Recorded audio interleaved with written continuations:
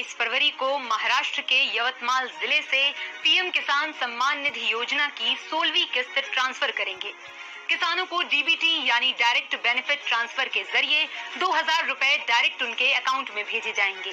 आज हम पीएम किसान सम्मान निधि योजना के बारे में जानेंगे, साथ ही बताएंगे कि आप इसके लिए कैसे अप्लाई कर सकते हैं। प्रधानमंत्री किसान सम्मान निधि योजना की शुरुआत 24 फरवरी 2019 को हुई थी। इस योजना के तहत किसानों को सरकार की तरफ से सालाना 6000 रुपए दिए जाते हैं। सरकार इस अमाउंट को एक साथ नहीं देती, बल्कि 4 महीने के अंतर पर 2000 रुपए देती है। ये पैसे किसानों को कर्ज से उबारने में काम आते हैं, साथ ही खेती के लिए नए उपकरण खरीदने में मदद मिलती है। अब तक इस योजना के तहत करीब 11 करोड़ किसानों को 2.81 लाख करोड़ से ज्यादा का फायदा हो चुका है।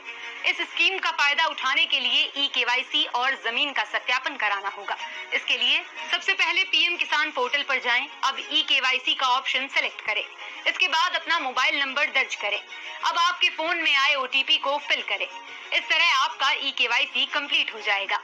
आप चाहें तो नजदीकी किसान सीएससी यानी कॉमन सर्विस सेंटर जाकर बायोमेट्रिक ऑथेंटिकेशन के जरिए ई-केवाईसी करा सकते हैं। इसके अलावा आप पोर्टल पर रिलेटेड डॉक्यूमेंट्स जमा करके जमीन का सत्यापन भी करा सकते हैं। हालांकि हर कोई इस योजना का फायदा नहीं उठा सकता। इसके लिए कुछ शर्तें हैं, जैसे आपके पास आपकी खुद की जमीन हो, पट्टे पर खेती करने वाले या दूसरे की जमीन पर खेती करने वाले किसान इस स्कीम का फायदा नहीं उठा सकते। छोटे और सीमांत किसान जिनके पास 2 हेक्टेयर तक की जमीन है इस योजना के अंतर्गत आते हैं।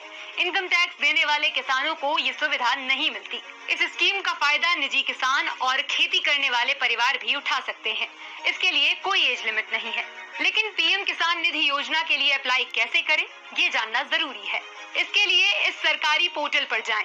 न्यू फार्मर रजिस्ट्रेशन पर क्लिक करें। इसके बाद अपना फोन नंबर एंटर कर प्रोसीड पर टैप करें। इसके बाद जरूरी डॉक्यूमेंट्स अपलोड करें। रजिस्ट्रेशन फॉर्म भरने के बाद उसे क्रॉस चेक कर अप्लाई बटन पर क्लिक करें।